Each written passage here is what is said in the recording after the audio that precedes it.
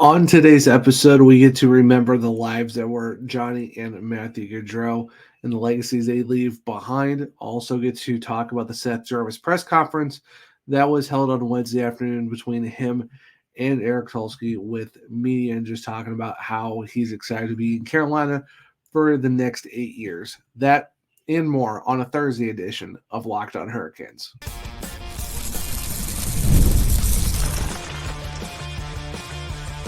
You're Locked On Hurricanes, your daily podcast on the Carolina Hurricanes. Part of the Locked On Podcast Network, your team every day. Welcome to a Thursday edition of Locked On Hurricanes, your team every day, part of the Locked On Podcast Network. Thank you to the Everydayer for making this your first listen of the day.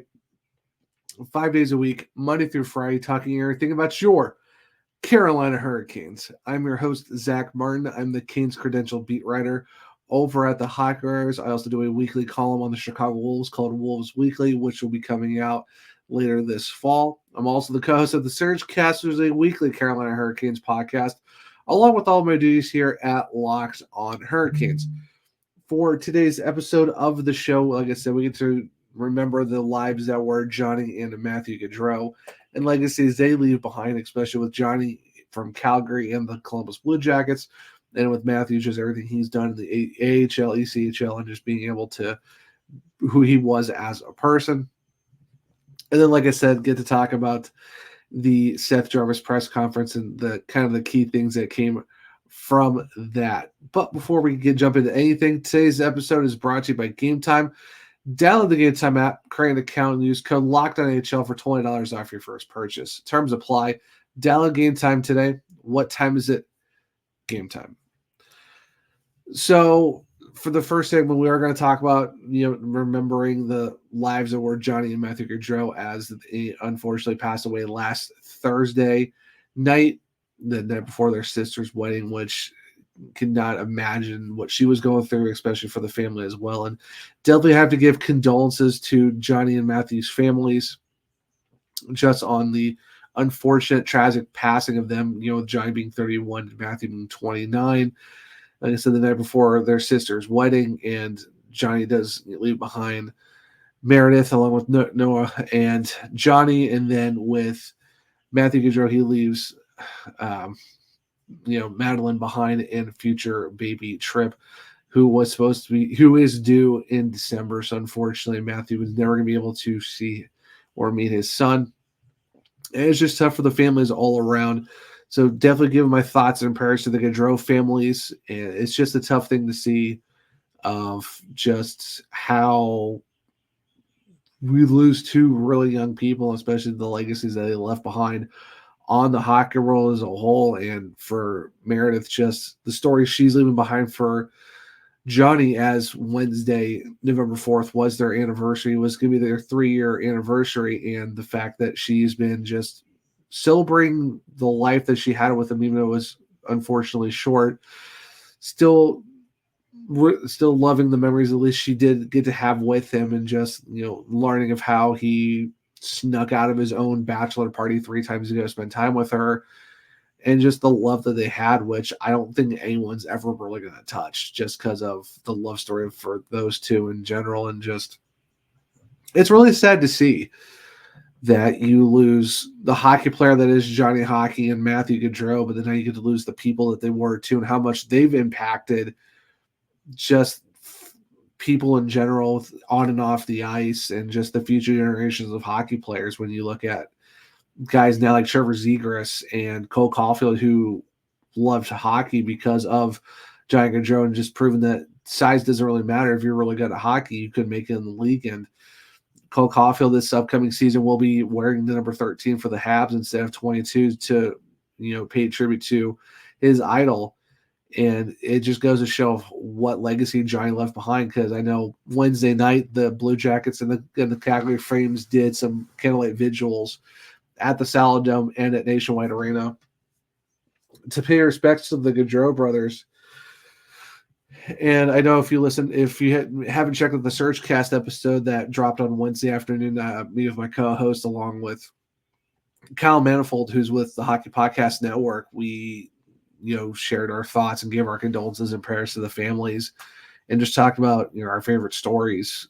Just thinking back on Johnny Gaudreau at the Kachuk's wedding with Matt and Brady, and how he's just sitting on Brady's shoulders and just vibing out, and the fact that he eats butter noodles with dried meatballs, and just the fact that you look at how close he was with his own brother too, for the fact that he stayed behind the extra year to play at BC at Boston College to win a national title, and won the Hobie Baker Award, won a Lady Byng, scored his first goal in his first game with the Flames when he was wearing 57, and then when he was 13 had a stellar last season with the Flames that saw 115 points, and was on one of the most electrical lines for the Flames with Sean Monahan and Elias Lindholm. And of course, you think of that double overtime winner against the Dallas Stars in the first round.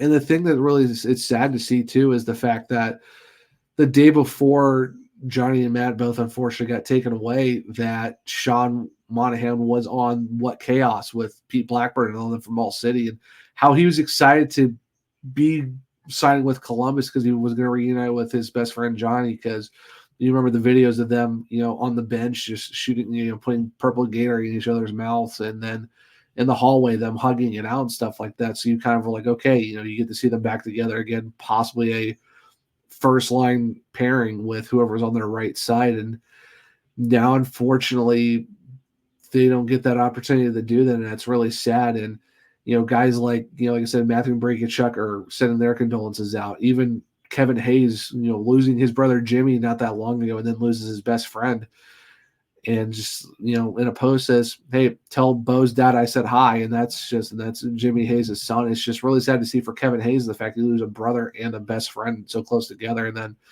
the outpouring of support from not just the hockey world, but with the Jaromir Jagr and Patrick Laine and Adam Fantilli from the Jackets, and then of course Rasmus Anderson from the Flames, and Sean Monahan, Elias Lindholm, and just Zegers, Caulfield, anyone you can think of, and then Zach Rowinski and the whole Columbus Blue Jackets team, had a media availability Wednesday afternoon and just gave their thoughts on just Johnny and how much he meant to them, and even at the vigil they had some words too. And I know that Don Waddell said that that the whole team's gonna go to the Gaudreau's funeral to pay their respects, and that's just, it's really tough to see, and it's really hard for them to go through all that stuff too. And it's just, even for the family, like it's sad to see. And like I said, my condolences and prayers and thoughts to them. It's just you think of all the stories and just the legacies that they left behind. And Matthew went back; he was going to go teach. He was going to be an assistant coach back home, and close to a school where his wife is a teacher.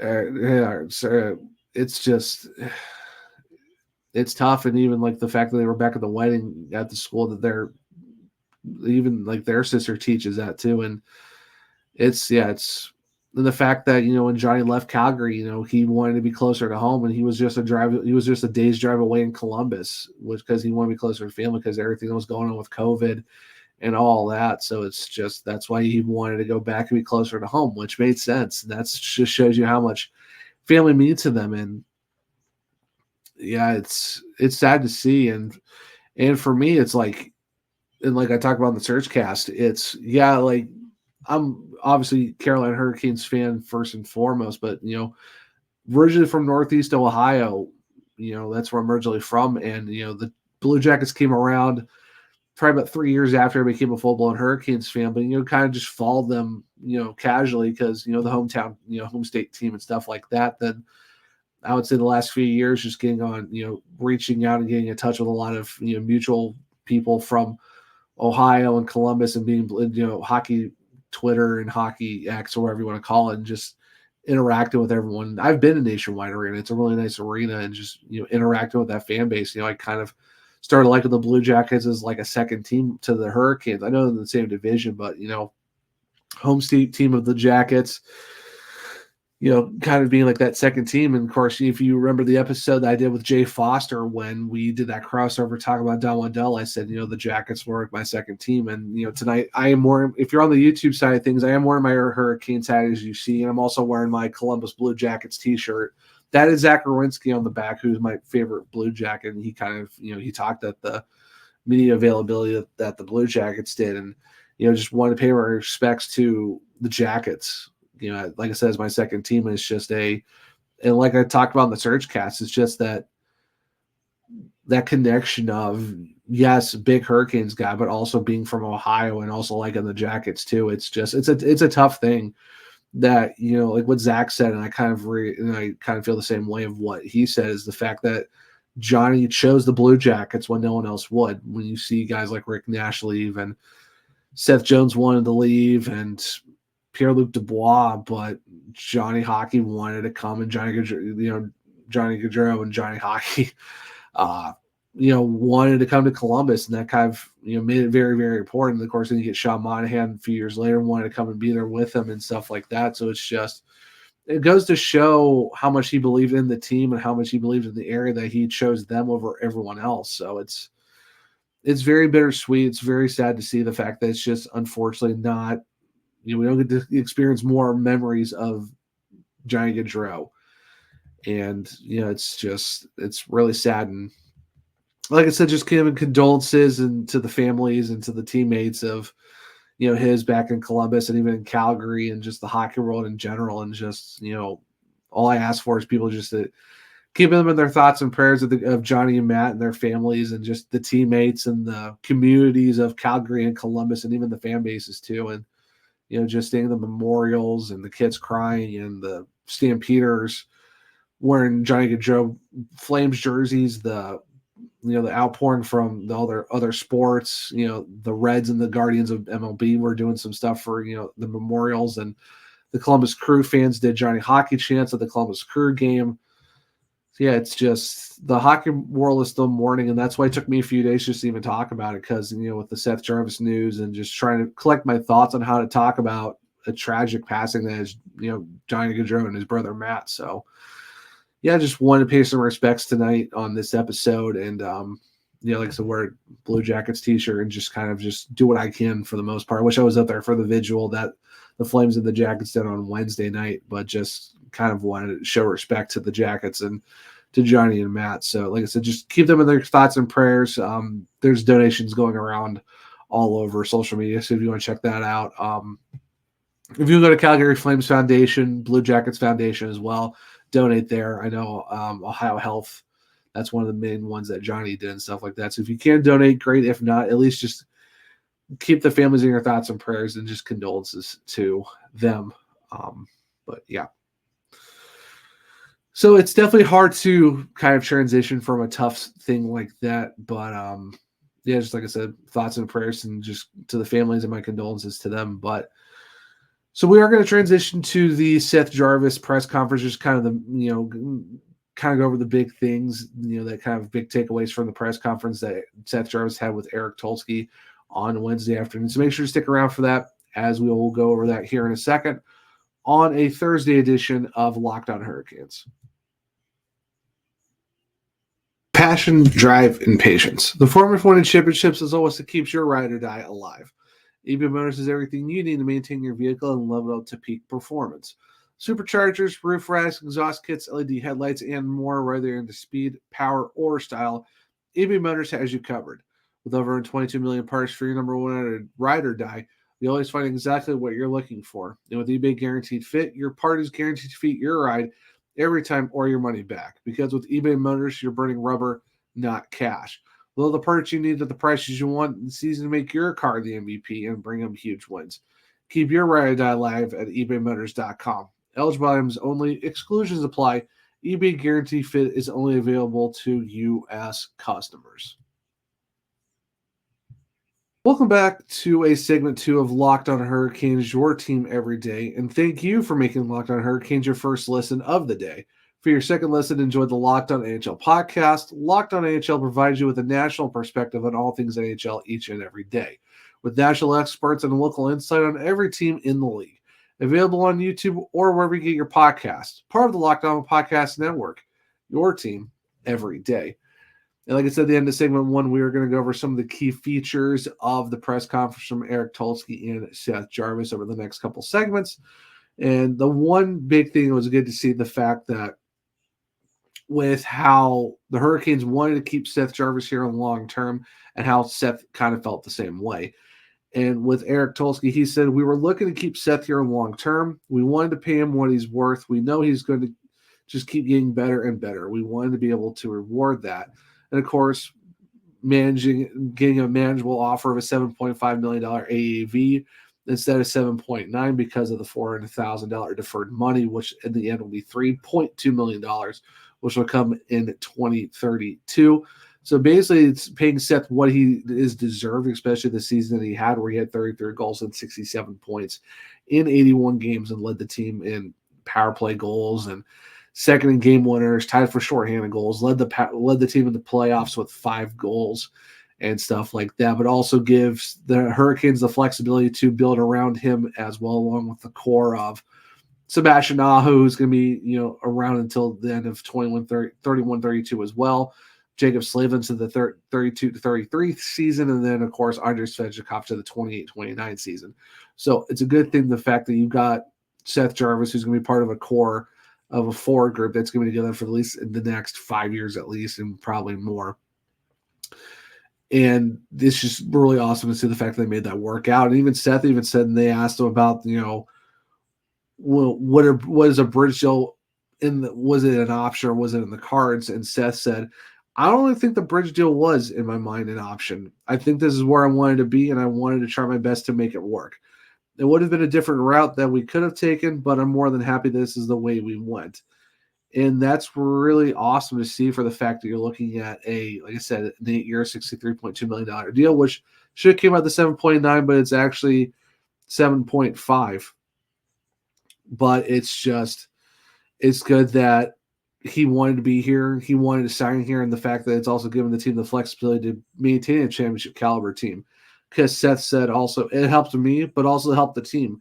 And that's what we're looking for. Something to help build around not just me, but the team around here to have more space to bring in other guys, which is it's like I said, it's a fantastic thing to see, where it's Seth wanted to be here, and you're looking at least 8 years with him. And the fact that, too, he even said possibly more, which would be also fantastic in terms of the fact that you're looking at you could be looking at another Jacob Slavin possibility, where Seth Jarvis could be a Carolina Hurricane for life. And that's really what you want to see out of a guy that you drafted 13th overall in 2020. Now, not even 3 years later, he signs an 8-year deal. And now there's like I talked with Walt Ruff on Saturday's episode, which I definitely recommend to check out if you haven't yet. So once you're done listening to this episode, make sure you go check out that episode that I did with Walt, as we broke down the contract and just how huge this was for Seth and the Hurricanes, in that he wanted to be here, he stayed here, and it's just kind of worked out to where you're looking at a contract that benefits both sides, and you can build around the roster and stuff like that. And it's nice. It's nice to see that Seth wanted to be here. Is the fact that the Hurricanes wanted to keep him, and it just took this long to get done because of all of those smaller details to make it work out, especially with the deferred money. So now you got Seth Jarvis for a very long time, and that it's a situation that fits. And they asked him about the mental health side of things, of like, how does it feel knowing that he doesn't have to stress about where he's going to be playing after the next few years. And Seth even said he had to go take walks just to relieve stress, but now he's happy for the fact that he doesn't have to worry about it, that he knows that he's a Carolina Hurricane for the next forever, and that all he's going to do is just stick with the guys, stick with the area that he knows really well, and just enjoy the area and just being part of this team and being part of that core that hopefully brings another cup to Carolina. So that's just what really matters to him. So it's really great to see that Seth wanted to be here. He didn't want that bridge. He knew he wanted to be a Hurricane for a long time, and the fact that the Hurricanes wanted that too. So it's a great sight to see overall, with how you got Seth Jarvis for a long time, and the bridge wasn't the thing. Like they wanted to get it figured out for a long time, and they did. So that's just something that you really hang your hat on in terms of being able to come to a deal that makes sense. And the fun part of the press conference too, towards the very end, where it was like, the jet ski incident, because in the video, Seth rides up on a jet ski and he goes, "Caniacs, I'm back." And they asked, like, who came up with those? And he said it was just him and some buddies up in the cabin, just trying to figure it out. And, Eric Tulsky being the calm, cool, collected guy he was, he's like, hey, next time, can you, like, just wear a life preserver, please? And, of course, just Seth being Seth goes, hey, I'm a fantastic swimmer. So even, just being able to keep the mood light and just having fun with it, knowing the fact that it's like Seth can be himself, but also he doesn't have to change who he is, and he can just be himself. And it's good to know that even with everything that's going on with with Vesper Foss down and stuff like that, and even with his shoulder, he says he's feeling good, and the fact that he should be getting it for the season and stuff like that, especially with the season that he had.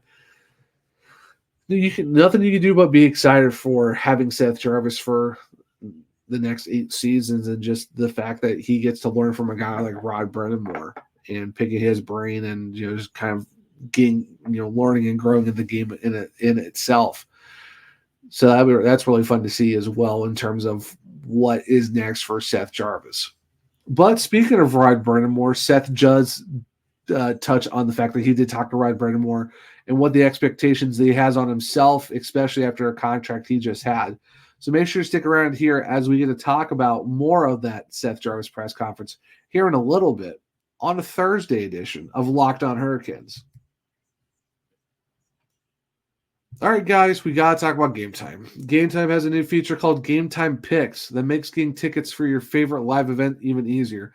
Gametime Picks filters out the fluffs to show you only incredible deals on great seats so you don't have to waste time searching through thousands of tickets. And with that, if you toggle the feature for the all-in pricing with the Gametime Picks, it actually features that shows up the total upfront with no surprise fees at checkout, because with the Gametime Picks, it's a curation that makes it easier to save more on sports along with concerts, comedy theaters, and so much more. And the one thing that I really like is the fact that you get the panoramic view from your seat on the app before you buy, so there's no obstructive views or weird angles. You know what you're looking at before you even get to the event or buy the tickets itself. And talk about the all-in pricing, you have to make sure that you turn on the feature to toggle the total upfront and all that good stuff. And with that being said, that's actually taking the guesswork out of buying tickets with Gametime. So make sure to download the Gametime app, create an account, and use code LOCKEDONNHL for $20 off your first purchase. Terms apply. Again, create an account and redeem code LOCKEDONNHL. That's LOCKEDONNHL for $20 off. Download Gametime today. What time is it? Gametime. Welcome back to segment 3 of Locked On Hurricanes, your team every day. So I can say at the end of segment 2, the fact that with talking about Rod Brennamore and how Seth Jarvis had a conversation with him, the thing that really kicked off the whole press conference in general is the fact that Eric Tulsky did say that Rod asks a lot of our players. We demand a lot. There are not many people who cannot just do everything we ask, but exceed everything we ask. Seth is one of those players, and it's really great to lock him up and have him commit to us for the next 8 years and hopefully beyond that too. And that really goes to show the growth that Seth Jarvis had over the last 3 seasons, where you go from a guy who was a possibility of him going back to juniors to play for the Portland Winterhawks, but comes out, plays really well for the first 10 games, stays with the team, has people will think a sophomore slump, but really was just trying to work on his defensive side of the game. And of course, it worked out perfectly because last season we saw what he did. He became one of Rod Brennamore's go-to guys in terms of just being someone who can play in all facets of the game: power play, shorthanded, 5-on-5, wherever part of the ice they're at, offensive zone, defensive zone, neutral zone, no matter what situation it was. Seth Jarvis was that guy for Rod Brennamore, and he took a lot of faceoffs this year too. So it's one of those things where you saw Seth Jarvis become the guy for Rod Brennamore in his system, becomes the quintessential player that Rod wants, that he loves to see in his system. And just talk about the fact that Seth did talk to Rod Brennamore and what the expectations are for him this upcoming season. Seth said, I'm just trying to be the best version of myself. I'm not trying to change my game and play a completely different way. I want to keep playing hard. I'm going to keep putting in 1,000% effort. As I get older, as I learn the game more, as I get more comfortable, obviously stuff's going to change. And hopefully my offensive side grows, my defensive side grows, but it's just making sure I don't change the values that I came in and earned this contract with. and made this team with, which is all based on work ethic, compete, and making sure I put my best foot forward every time I step on the ice. And like I said, that really goes to show how Seth Jarvis has grown in the 3 years he's been with the Carolina Hurricanes. And he even said he holds Rod Brind'Amour in a higher regard and really respects what he has to say, because he goes to him to pick his brain on hockey-related things, even life itself. So it goes to show the culture that's in Carolina, for the fact that a guy like Seth Jarvis, who's 22 years old, is already looking up to Rod Brind'Amour in terms of, okay, how can I be a pro's pro? How can I survive and grow in the NHL and also just grow as a person? So it shows the relationship and the dynamic that Seth and Rod have, where Rod can definitely, you know how Rod Brind'Amour is. He's very focused, driven. Of course, he could still play in the league right now if he could.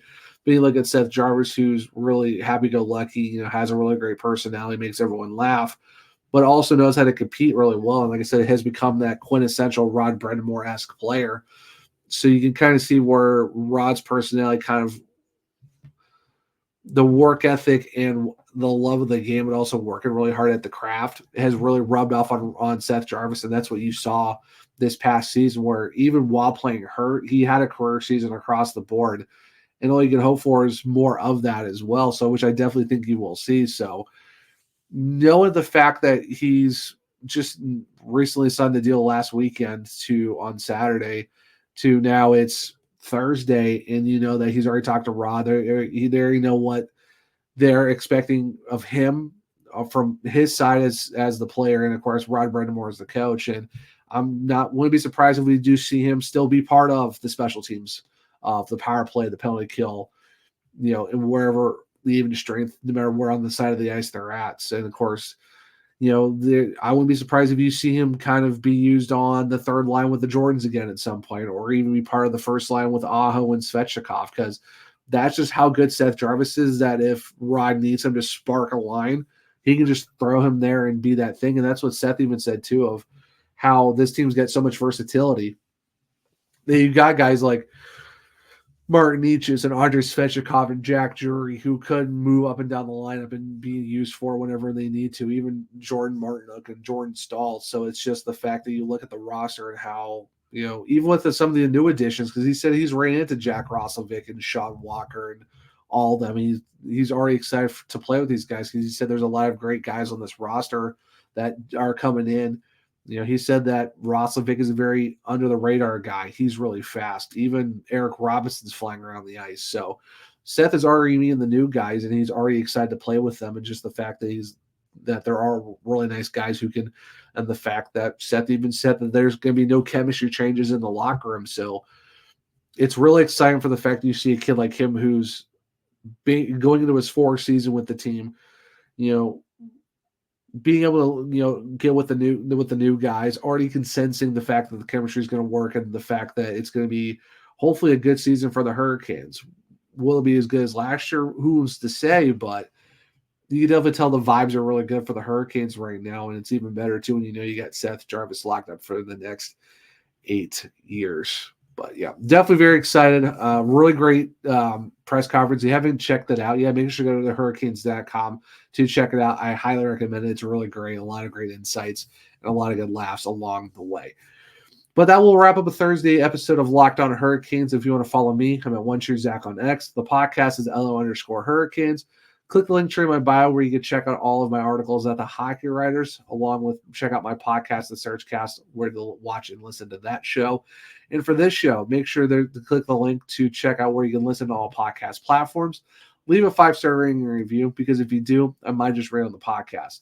On the YouTube side of things, in the comment section, let me know, what your favorite part of the Seth Jarvis press conference was, if you're able to watch it, or what are your thoughts overall with just, how excited are you that Seth Jarvis is going to be Carolina Hurricane? And also, too, if you could, make sure to leave a rest in peace and leave your condolences to Johnny Matthew Gaudreau and their families, just to show their support. But also on YouTube, make sure to hit subscribe, hit the bell notification to don't miss the show, hit the thumbs up button to let me know that you liked the episode. Share it with other Caniacs so they become everydayers just like you, because we are almost to 950 subscribers while on the road to 1,000. And if we get to 1,000 subscribers, I might do something special for you guys. But Like I said, big condolences and thoughts and prayers to Matthew and Johnny Gaudreau and their families. Hope just make sure to show them support and some love as well. Hope everyone enjoyed this Thursday episode of Locked On Hurricanes. Hope everyone enjoys their Thursday. And until next time, as always, let's go Canes. In one big final thoughts and prayers and condolences to Johnny and Matthew Gaudreau.